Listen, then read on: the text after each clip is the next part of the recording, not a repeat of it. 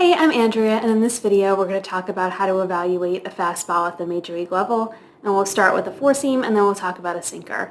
So just a few things that we're going to look for just when we evaluate a pitch in general are its shape, velocity, and then the results versus both hands. And the evaluation of a fastball can typically be done independently, but when we look at other pitches like a slider or a changeup or a curveball, we want to consider how they play off of the fastball. So starting with the four-seam, the first thing we're going to look at is the shape. And when we talk about the movement qualities of a four-seam, we're talking primarily about ride.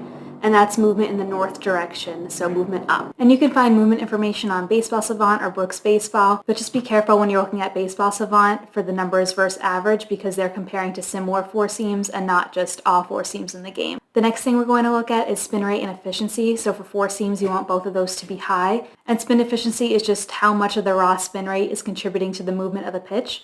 So you want that to be as high or as close to 100% as possible. Then we're going to look at the velocity of the pitch, so the harder the better. Average velocity for a four-seam fastball is 93 miles per hour, so anything above that would be above average. And just be careful if you're looking at the shape and the velocity that sometimes when a pitch is thrown harder, it gets less movement. So don't dock it too much, but if someone's throwing an 100 mile per hour four seam, it's okay if it's not getting as much movement as someone who's throwing a 90 mile per hour four seam. But the best pitches are going to be the ones that have above average movement and above average velocity. So for example, Braves pitcher Spencer Strider has a 97 mile per hour four seam that also has above average ride. Then we're going to look at the control and command of the pitch. So when we talk about control, we're just talking about the pitcher's ability to throw the pitch in the zone. And Pitcher List breaks this up by pitch type, so you could select the four-seam tab when you look at a pitcher and just look at that zone rate. And the higher the zone rate, the better. And just a quick side note, if you're looking at other pitch types on Pitcher List for the zone rate, just be careful because sometimes pitchers do intentionally throw their secondary pitches like curveballs or sliders out of zone to try to get swing and miss. So the zone rate isn't always totally telling of the full story. When we look at the command of the four-seam, we're talking about how well the pitcher can place the pitch in certain spots in the zone, and that's much harder to tell using stats. But you could see how good a pitcher's command is by watching them consistently or by looking at their heat maps to try to get a hint for if they're always hitting a certain spot. Like if we look at Hayden Wesneski's heat map here, we can see that he consistently gets his four-seam in that little red dot right in the middle of the zone. And then finally, we're going to look at the results of the pitch versus both hands. And typically, four seams do work well against both hands because they're moving in a neutral direction, which is north. And then here are three stats that we could look at. The first is zone contact rate, so how often is a hitter making contact on the four seam when it's thrown in zone. And you want that to be low, so you want them to swing and miss when the pitch is thrown in zone more frequently.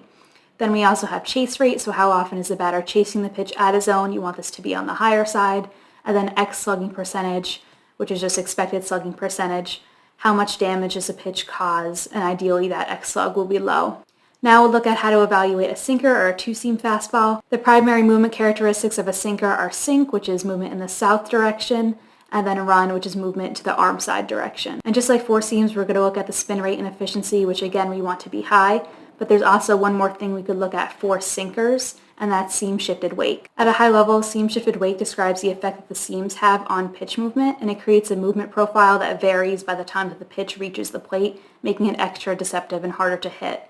And if you want to learn more about seam shifted wake, I have done a video on it in the past using Alec Manoa as an example, and it has some visualizations to help you better understand what it is in case you're curious. I'll make sure to link that article below. And just like the four-seam, we're going to look at the velocity, control, and command, and we'll do that the same way for the sinker. And then the results are also the same, so looking at the zone contact rate, the chase rate, and the X slugging percentage, but we're also going to look at ground ball rate for sinkers. Just a note, if a pitcher gets a lot of ground balls, it's okay if the zone contact rate is not that good, like if it has a really high zone contact rate, because they might be intentionally throwing the pitch in zone to get that weak contact and those ground balls. And then unlike the four-seam, which is typically neutral versus both hands, the sinker often works better against the same hand because of the movement profile.